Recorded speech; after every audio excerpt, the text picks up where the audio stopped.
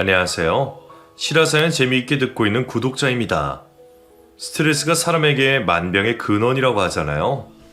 나이 40살이 넘어가면서부터 계속 떨어지는 체력 때문에 사는 게 후달리는데 정말 믿었던 사람에게 배신까지 당하고 나니 스트레스가 극에 달했어요.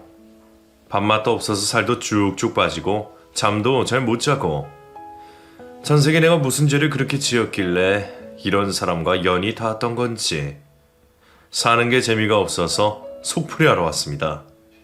제 얘기 한번 들어보세요. 저는 대한민국의 평범한 가정에서 둘째로 태어났어요. 바로 위에 3살 많은 형이 있고 저 이렇게 형제이고요. 아버지는 사료회사에서 일을 하셨고 어머니는 전업주부로 평생을 사셨어요. 아버지는 성실한 가장이셨고 어머니도 늘 집안에서 저희 형제와 아버지를 위해 먹거리에 신경 쓰시고 챙겨주시는 분이셨어요. 어릴 때 기억을 더듬어 봐도 저희 앞에서 부부싸움 한번 안 하실 정도로 점잖은 분들이셨죠. 먹을 것 입을 것 걱정 없이 부모님들의 관심 아래 화목하게 자랐는데 제가 고등학교를 졸업할 즈음 아버지 몸에 암덩어리가 발견됐어요. 폐암이셨는데 당시에는 흔한 암이 아니었어요. 담배를 태우시긴 했지만 그걸로 암이 생길 줄은 꿈에도 몰랐죠. 다행히 악성이 아니라 항암 치료 후 아버지는 요양을 위해 시골에 내려가 사시게 됐어요. 악성이 아니었지만 암덩어리를 떼어내야 했기에 아버지 가슴에 갈비뼈를 하나 도려내고 폐의 일부분도 절제를 하게 됐어요. 때문에 늘 숨이 차신 아버지는 운동 같은 건 꿈에도 꾸지 못한 채 일도 그만두시게 됐어요. 건강하실 때는 운동을 즐겨 하시던 분이 그 좋아하는 축구를 평생 할 수 없게 되셨으니 얼마나 힘이 드셨겠어요. 게다가 시골로 내려가 별다른 일 없이 한적하게 지내게 됐으니 우울증이 안 생길 수가 없으셨을 것 같아요. 시골집 근처에 작은 텃밭을 일구는 것도 모두 엄마 몫이었고 집안일도 모두 어머니가 하셔야 하는 일이었어요. 나이 들어 이사를 하셔서 동네에 아는 사람도 별로 없고 생활 환경이 너무 바뀌어서 엄마가 적응하기 힘들어 하셨어요. 그래도 어쩌겠어요. 아버지의 건강이 우선이기에 엄마는 참고 살 수밖에 없었어요. 아버지가 편찮으신 일은 저와 형에게 아주 큰 충격이었어요.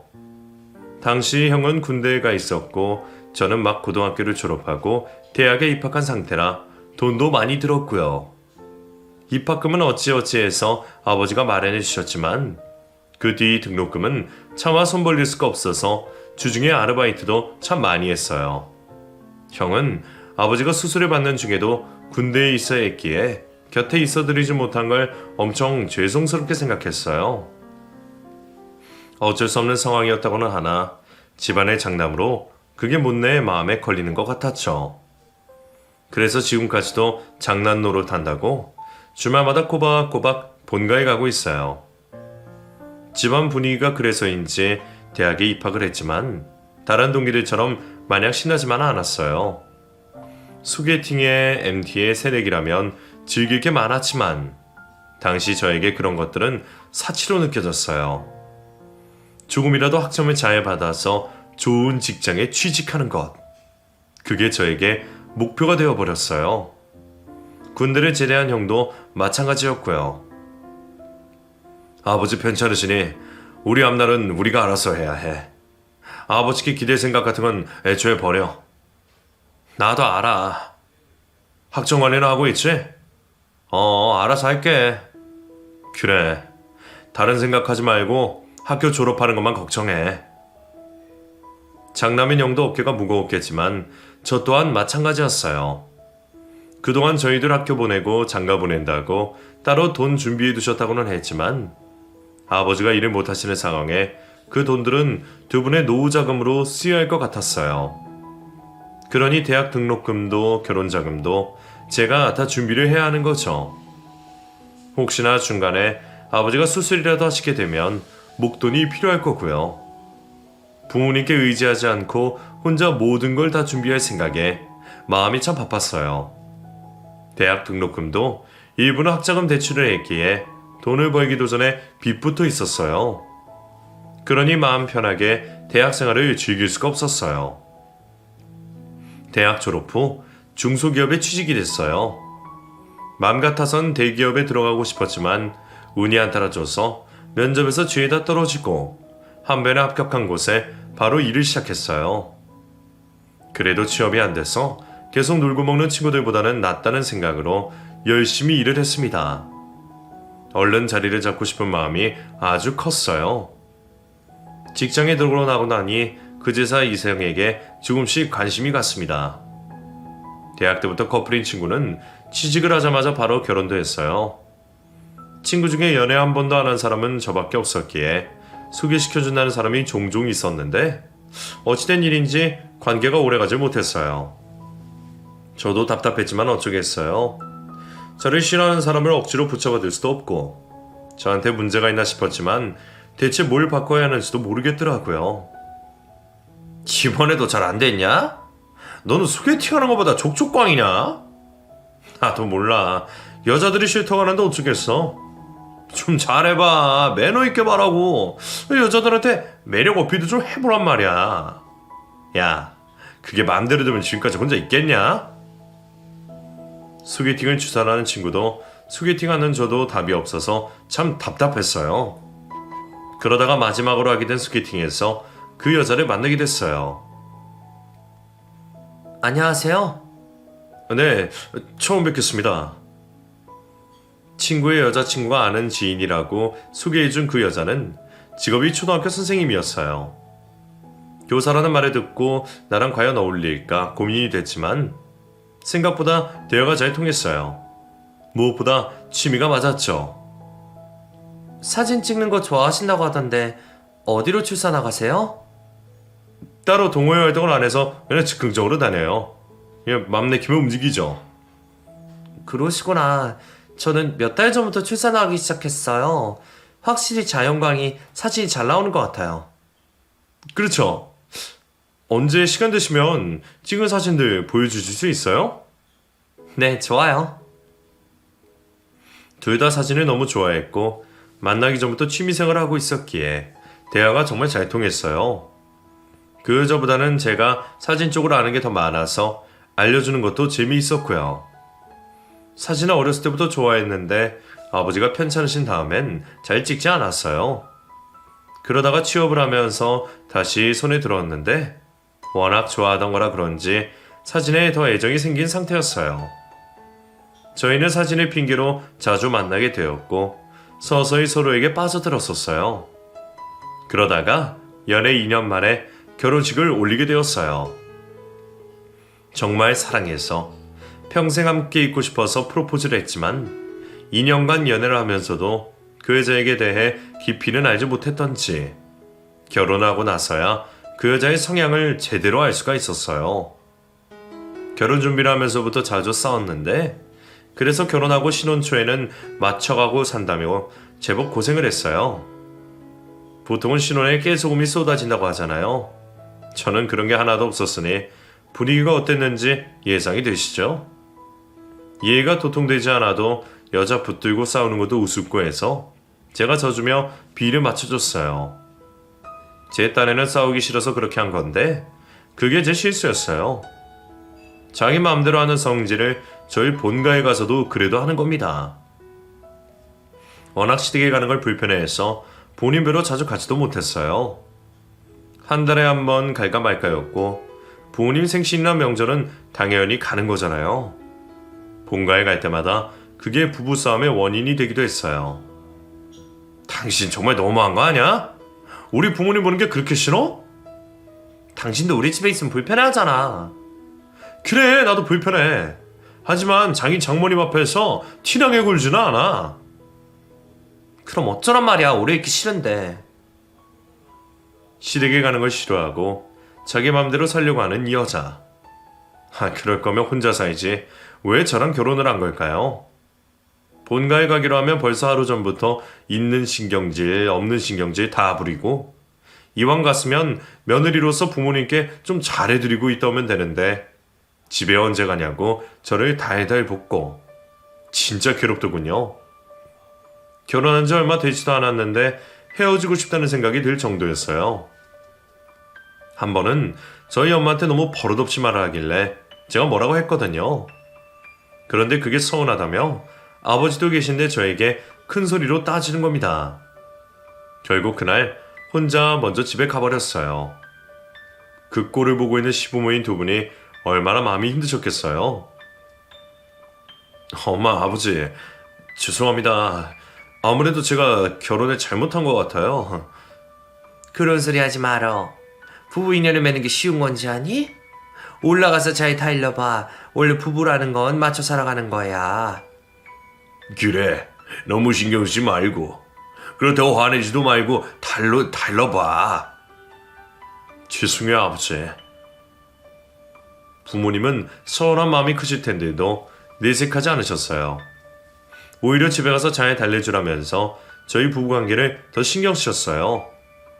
힘들면 안 와도 된다는 말씀도 하시는데 진짜 자식으로서 너무 죄송했어요. 형을 볼 면목도 없었고요. 부모님을 안심시켜드리고 나오면서 집에 가서 단판을 지어야겠다고 생각했어요. 잘못된 인연이면 서로가 더 힘들기 전에 싹을 끊어내는 게 맞다 싶었거든요. 아무리 결혼을 한 사이라도 안 맞는데 억지로 붙어 살 이유가 뭐가 있나 그런 생각이 들었어요. 씩씩거리면서 집에 들어갔더니 그 여자가 소파에 앉아 있었어요. 얘기 좀 하자고 앉았는데 저에게 뭔가 불쑥 내미는 겁니다. 뭔가 싶어 자세히 봤더니 임신 테스트기였어요. 나 임신했어. 뭘 했다고? 보면 몰라? 나 임신했다고. 임신했다는 말에 저는 말문이 막혔고 헤어지겠다는 결심은 수포로 돌아갔어요. 더 이상은 같이 못 살겠다는 저의 생각은 송두리째 사라졌어요. 제 인생의 자식은 처음이잖아요. 그동안 결혼하고 그 여자에 서운하고 화가 났던 기억들이 아이가 생겼다는 말에 모두 사라지고 저에게는 태어날 아이 생각만 가득하게 됐어요. 저도 그때 알았어요. 저에게 남다른 부정이 있다는 것을요. 그때부터 저의 모든 신경은 아이에게 집중이 됐어요. 그 여자가 임신을 하고 나서 저희는 부부싸움을 하지 않게 됐어요. 그 예민하고 신경질적인 여자가 성질이 바뀐 것도 있지만 저 또한 모든 걸 그러려니 넘어가게 되더라고요. 무엇보다 임신한 몸이라 제가 맞춰준 것도 있었고요. 저희의 임신 소식을 들은 엄마는 저희가 부부가 될 인연이 한가 보다 하시며 축하해 주셨어요. 그리고 아내에게 더 잘해주라며 신신당부하셨고요. 뱃속의 아이가 커가는 걸 볼 때마다 정말 기뻤습니다. 그리고 10달 동안 엄마 아빠 마음고생 한번 안 시키고 건강하게 태어났어요. 아이를 처음 제 품에 안았을 때가 아직도 생생하게 생각이 날 정도로 저에게는 특별한 경험이었어요. 그렇게 첫째를 낳고 3년 뒤에 둘째를 낳았습니다. 둘째는 딸이었는데 저를 쏙 빼닮아 태어났어요. 첫째는 엄마를 닮았거든요. 아이들이 신기하게 부모를 하나씩 닮아 태어났죠. 아이들을 키우는 동안에는 정신없이 살아서 시간이 어떻게 흘렀는지 모르겠어요. 아이들 엄마는 교사 일을 그만두지 않고 육아휴직을 했거든요. 복직하고 난 다음부터는 가까이 있는 처가에 맡기거나 장모님이 오셔서 아이들을 케어해 주셨어요. 빈손으로 부탁드릴 순 없어서 한 달에 수고비와 용돈을 보태 100만 원씩 드렸는데 그러다 보니 둘이 벌어도 그닥 여유 있는 생활은 아니었죠. 통장의 잔고가 빡빡했지만 아이들 건강하게 자라고 있으니 그것만으로도 다행이다 여기며 살았어요.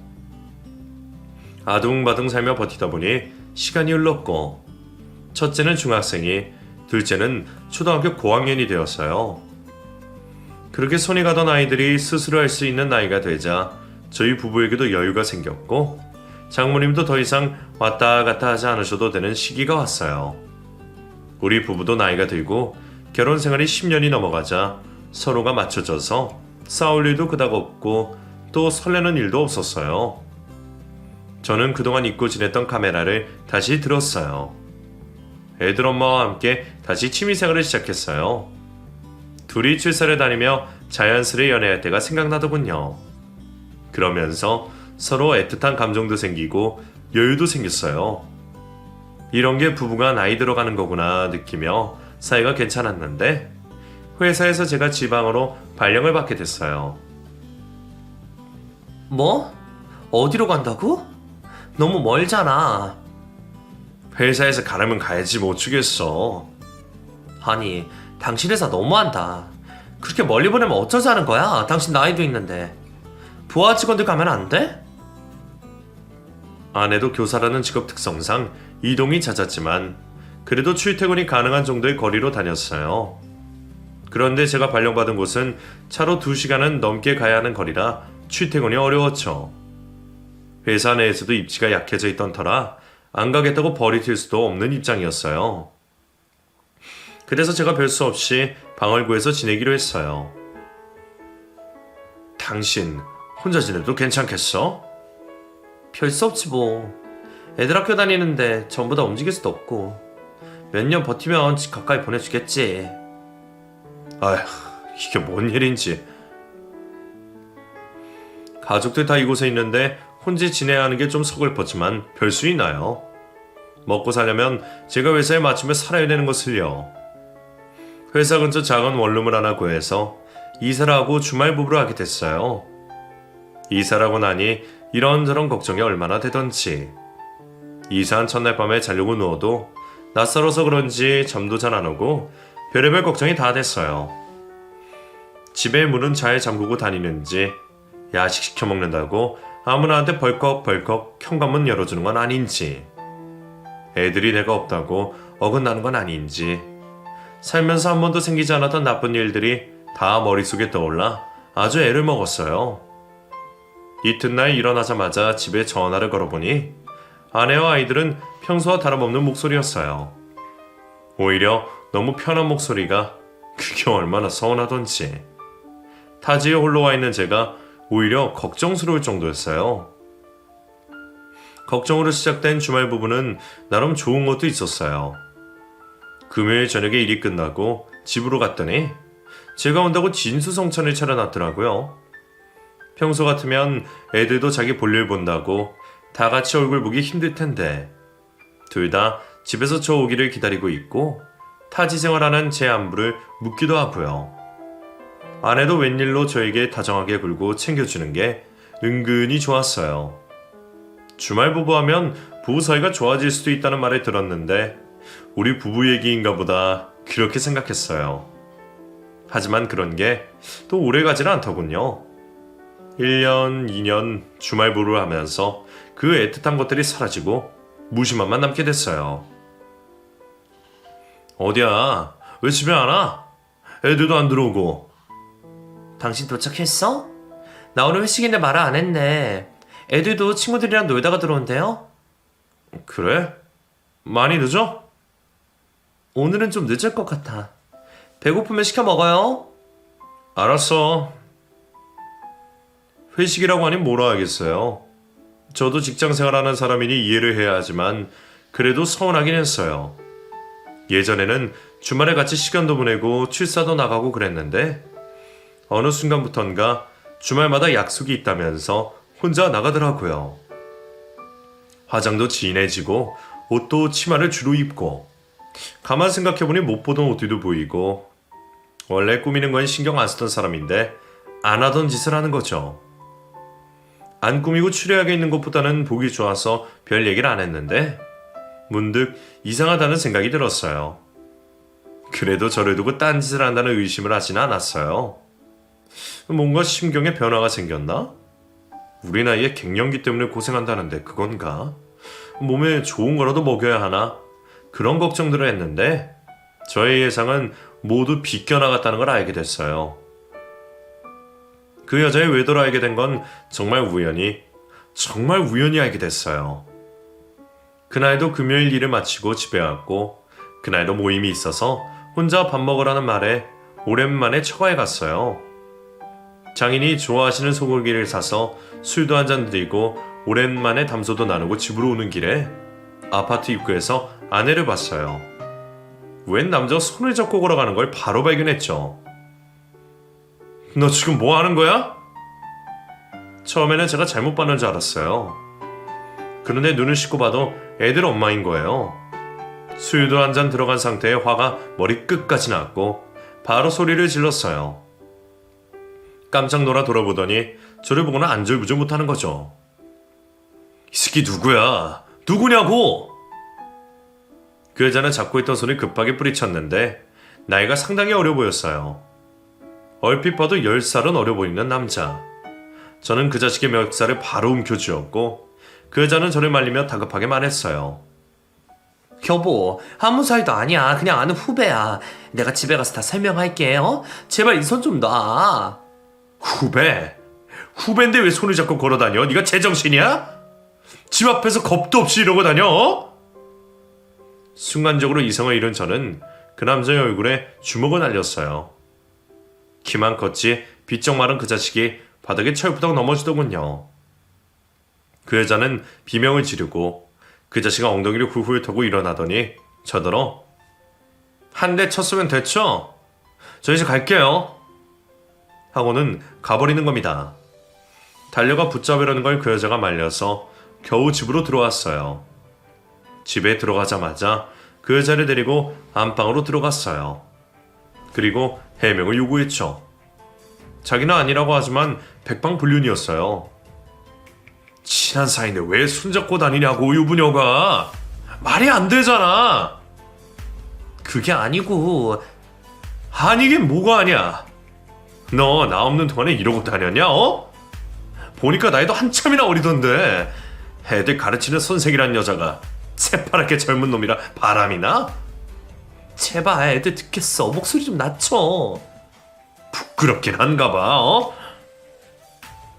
그날 그 여자는 바닥에 꿇어앉아 저에게 싹싹 빌었어요.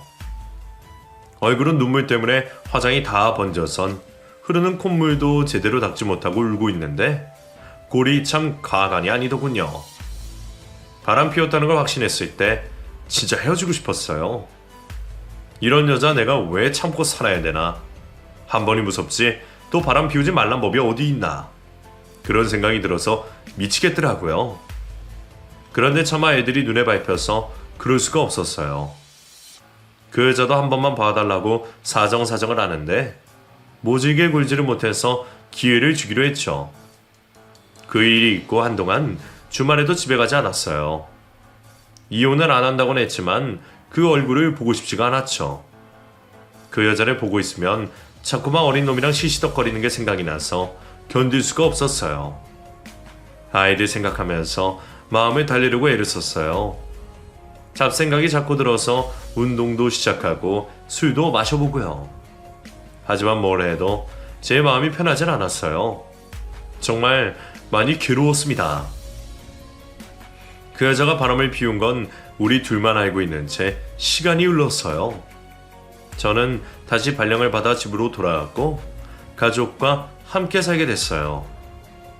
떨어져 있던 가족이 다시 모였지만 예전과 같은 분위기는 아니었어요. 저와 그 여자 사이는 예전으로 돌아갈 수가 없게 됐죠. 그래도 아이들 앞에서는 조심했어요. 애들도 눈치가 있어서 우리가 어색한 걸 알았기에 서로가 조심스러워하는 분위기가 됐어요. 저는 그런 상황이 너무 답답했습니다.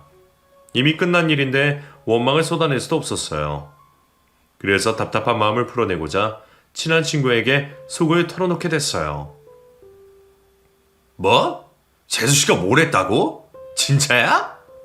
그래, 내가 없는 일을 말하겠냐? 와, 너 성인군자 아니냐? 어린 놈이랑 바람난 와이프를 한 입을 놓고 어떻게 사냐? 내가 살고 싶어서 사냐? 애들 때문에 그러지? 야, 재수씨 그렇게 안 봤는데 과감하다. 사람 겉모습 보고 모르는 거야. 나도 인생 공부 톡톡히 했다. 친구에게 맥주 한잔 하면서 털어놨더니 좀 살 것 같았어요. 워낙 친한 친구라서 저 대신 그 여자 욕을 금신해주는데 대리만족 느껴지더라고요. 원래는 자기 와이프 욕하는 친구를 싫어해야 정상이잖아요. 그런데 그 욕을 들으면서 속 시원했다니 제 결혼 생활이 정상이 아닌 거죠. 아이들이 대학에 들어갈 때까지는 버티자는 마음으로 지냈어요. 아직까지는 대한민국에서 대학이 중요한 일이니 아이들 장래를 위해서 그래야 한다고 마음먹었죠.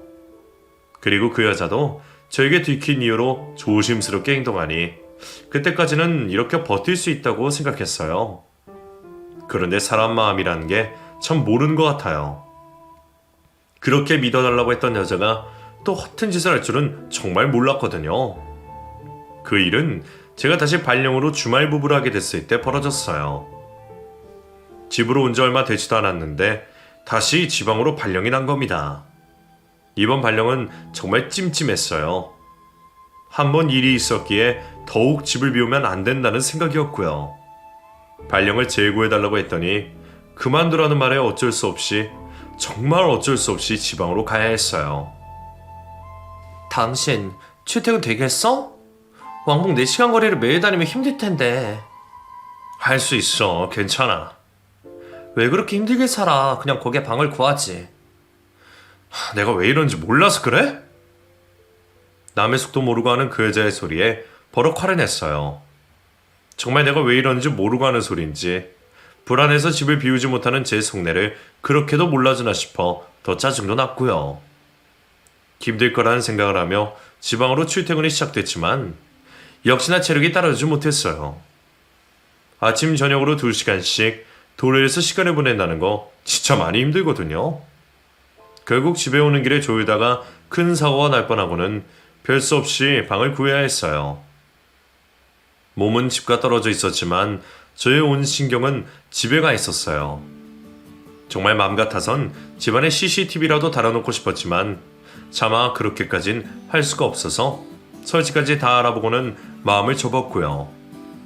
제가 생각해도 미친놈 같은 그런 집착이 저를 괴롭혔고 하루하루 마음이 편하지 않았어요. 그런 제가 불안해 보였는지 그 여자는 하루는 술상을 봐놓고 얘기를 좀 하자고 하더군요. 당신이 내가 못 믿어온 거 충분히 이해해. 하지만 이제는 좀 믿어줘. 자꾸 의심하며 사는 거 당신도 힘들잖아. 내가 왜 이렇게 됐는데? 누구 때문에 이러는데? 알아, 내가 잘못한 거. 정말 미안해. 진심으로 미안해. 그날 저에게 미안하다고 말하며 또다시 눈물을 보이는 여자였어요. 정말 지난날을 후회하는 것 같았고 흘리는 눈물이 가짜라는 느낌은 들지 않았어요. 다시 저와 잘 살아보고 싶다고 말하는데 그 얘기를 들으며 저도 눈물을 흘리고 있었죠. 그때 이 여자를 다시 믿어보자 맘먹었던 것 같아요. 괴로운 마음에서 벗어나고 싶었고 저도 행복해지고 싶었기에 진정성 있는 사과를 기다리고 있었던 것 같아요. 그날 그렇게 회포를 풀고 우리는 관계를 다시 개선하는데 노력해보기로 했죠. 한동안 그 여자는 노력하는 모습을 보였어요. 제가 있는 주말에는 꼭 집에 있었고 지방에서 올라오는 금요일마다 우리 식구는 다 같이 저녁을 먹었어요. 사진을 찍는 취미생활도 다시 시작해 함께 출사도 나가고 그 여자와 단둘이 여행도 다니면서 관계를 회복하기 위해 애를 썼습니다. 예전으로 다시는 돌아갈 수 없다고 생각했는데 노력을 하니 예전보다 나아지는 걸 느낄 수 있었어요.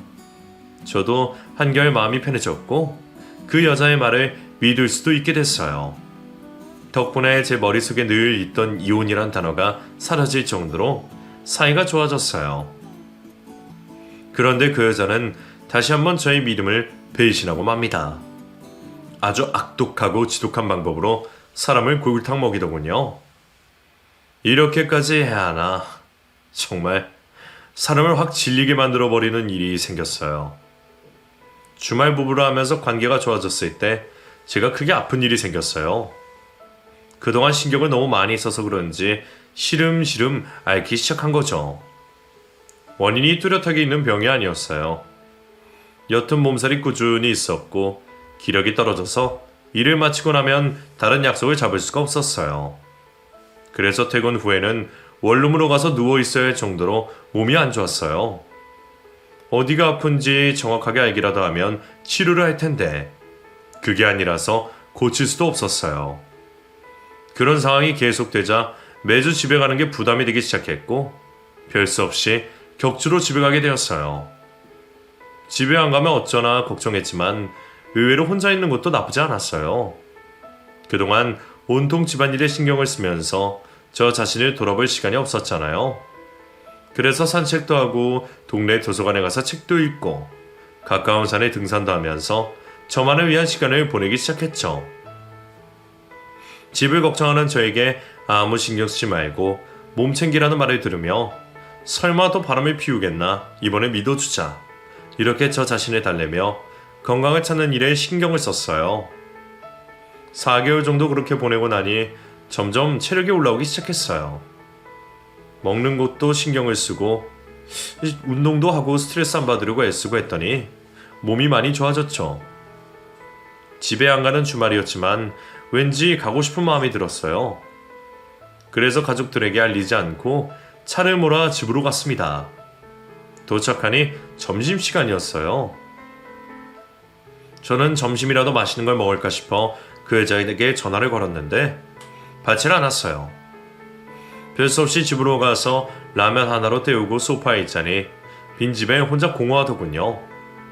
애들은 또 밖에 나가 있었고 아내도 외출해서 연락이 되지 않으니 심심했어요. 그래서 청소를 시작했어요. 많이 더럽진 않았지만 구석구석 묵은 때가 있어서 팔을 걷어붙이고 싹 다 정리했어요. 다 정리를 하고 나니 해가 어둑어둑 지고 있었어요. 그때 아내에게서 전화가 왔습니다. 어디야? 나 집에 왔는데. 집에 있어요? 왜 연락도 없이? 오늘 친구들 모임이 있어서 나왔는데. 그래, 재밌게 놀다가 와. 애들도 오늘 늦어? 그런 거 같은데. 일찍 들어가라고 할게요. 좀 이따 봐요. 모임에 사람들이 많은지 시끌벅적한 소음이 들렸어요. 나이 들면서 저는 약속이 점점 줄어드는데 그 여자는 약속이 더 많아진 것 같았죠. 문득 쓸쓸하다는 생각이 들었어요. 가족들 먹여 살린다고 바쁘게 살았는데 시간이 지나고 나니 혼자 덩그러니 남은 것 같더군요. 기분이 우울해지려고 해서 다시 정신을 차리고 마저 청소를 했어요. 평생 맞벌이로 살면서 그 여자도 열심히 살았다는 생각을 하며 오늘 청소해 준 게 기분 전환이 되길 바라는 그런 생각을 하면서요. 다른 방들은 다 정리가 끝났고 안방 정리만 남은 상황. 화장대 위에 쌓인 먼지를 닦아내며 기한 지난 공과금 용지들을 정리하고 있었어요. 그러다가 문득 낯선 집 주소에 도시가스 고지서가 있었어요. 분명 아내 이름이 있었는데 주소가 영 낯선 거죠. 아무리 봐도 그 주소에 사는 사람이 누군지 알 수가 없었어요. 순간적으로 제 촉이 발동했어요. 분명 이 주소에 사는 사람은 반가운 사람이 아니다라는 촉이요. 그 길로 옷을 갈아입고 고지서에 적힌 주소로 찾아갔어요. 가는 동안에 오만 생각이 다 들고 긴장이 돼서 손바닥에 땀이 흥건할 정도가 되었어요. 주소에 적힌 속은 어느 원룸이었고 3층이었어요. 마침 1층 현관문이 열려 있어 조심스레 계단에 올랐어요. 한층 한층 오를 때마다 미치겠더군요. 대체 이곳은 누가 사는 곳인지 왜 고지서에 아내 이름이 있는 건지 심장이 미친 듯이 뛰었어요. 3층에 올랐을 때 바로 앞에 문을 놔두고 차마 초인종을 누를 수가 없었어요. 그래서 서 있는데 바로 옆집 문이 열리며 아줌마가 한 명 나왔습니다. 뭐야, 이번엔 다른 남자네? 네? 이 여자 황현영 맞구만. 또 남자가 바뀌어서 호구한 날 밤에 그렇게 시끄럽게 굴고 내가 진짜 남사스러워서. 여기 사는 여자 아세요? 몰라. 밤에 또 시끄럽게 하기만 해봐. 내가 고성방가로 경찰서에 확 신고해버릴 거야. 그 아줌마는 제게 왕창 쏟아내고는 가버렸어요. 갑자기 버럭 화를 내서 무슨 말인지 이해가 안 됐는데 조용히 생각해보니까 말도 안 되는 소리더군요. 머뭇거리고 있을 이유가 없었어요. 저는 초인종을 눌러댔어요. 띵동 띵동. 몇 번이나 눌러도 아내는 반응이 없었고 저는 열쇠 따는 사람을 불렀습니다. 곧 사람이 도착해 문을 닫고 저는 조심스레 안으로 들어갔어요. 안에는 3룸으로 되어 있어서 제법 내부가 넓었어요. 어두워서 집안이 자세히 안 보였는데 겨우 스위치를 찾아 불을 켰더니 제 앞에 펼쳐진 광경에 입이 떡 벌어지고 말았어요. 그곳은 흡사 신혼부부의 집처럼 되어 있었고 여자와 남자가 서로 껴안으며 찍은 사진 속에는 제 아내인 그 여자가 있더군요. 세상에서 제일 행복한 표정으로 곁에서 남자를 끌어안고 있는 모습에 정신이 혼미해지는 것 같았어요. 제발 이것만 아니기를. 내가 생각하는 그 일이 아니기를 바랬지만 결국에 아내는 그 여자는 저를 또 배신하고 말았어요. 그리고 더 놀라운 건 사진 속 남자가 구면이라는 겁니다. 예전에 저에게 들켰던 그 상간남. 부끄러운 줄도 모르고 뻣뻣하게 굴던 그 상간남이 제 아내의 허리에 팔을 두르고 있었어요. 저에게 바람 피운 걸 들켰을 때 분명히 헤어졌다고 했어요. 그런데 그게 아니었고 심지어 이 원룸도 아내가 구해줬을지 모른다는 아주 합리적인 의심이 들었어요. 머리에 피가 거꾸로 솟는 것 같았어요. 그 집안에 있는 물건들을 모조리 다 부셔버리고 싶은 충동이 느껴졌죠. 숨이 가빠졌지만 겨우 진정을 하고 그 안에 있는 것들을 다 핸드폰으로 찍었어요. 신혼부부 같은 침실과 칫솔이 2개 꽂혀있는 욕실과 둘이 행복하게 웃고 있는 액자 속 사진까지 모조리 다 찍었습니다. 그 후 급히 차로 돌아온 저는 한동안 운전을 할 수가 없었어요. 배신감에 몸이 부들부들 떨려서 정신을 차릴 수가 없어 겨우 운전을 해 집에 돌아온 저는 그 여자의 아는 체를 해야 할지 모르는 채 해야 할지 알 수가 없었어요. 집 현관문을 열고 들어가는데 밝게 웃으며 저를 반기는 그 여자 얼굴이 가증스럽게 느껴졌어요. 그리고 섣불리 아는 체 하면 안 된다는 결론을 내렸죠. 이번에는 제대로 준비해서 이 여자를 끊어내야겠다는 생각이 강하게 들었어요. 그날 밤 모임에서 술을 한잔한 아내는 깊이 잠이 들었고 저는 몰래 아내의 핸드폰을 열었어요. 그리고 그곳에 위치 앱을 깔았죠. 증거를 잡아야 하는데 주말 부부를 하고 있으니 쉽지가 않은 것 같아서요. 확실하게 증거를 잡고 말겠다 생각하며 앱을 깔았어요. 그리고 며칠 뒤 위치 앱에 뜨는 아내의 위치. 며칠 전 찾아간 그 원룸이었어요. 일을 마치자마자 저는 미친 듯이 차를 몰았습니다. 입맛이 없어서 아침, 점심 모두 먹지 못했지만 배가 고픈지도 몰랐어요.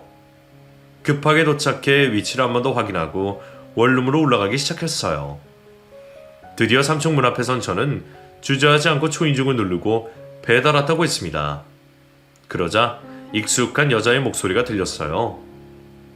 배달시킨 게 없는데? 잠시만요. 그러면서 문이 열리고 그 여자와 저는 서로의 눈이 마주쳤어요. 저라는 것을 확인한 여자가 급하게 문을 닫으려고 했지만 제 손이 더 빨랐어요. 여자를 밀치며 안으로 들어갔더니 침대 위에 속옷바람으로 앉아있는 그 상간남이 보이더군요. 저는 곧장 달려가 그 자식을 붙들고 주먹을 날렸어요. 곧 집안에 비명소리가 들리고 서로 치고받는 소리만 들렸죠.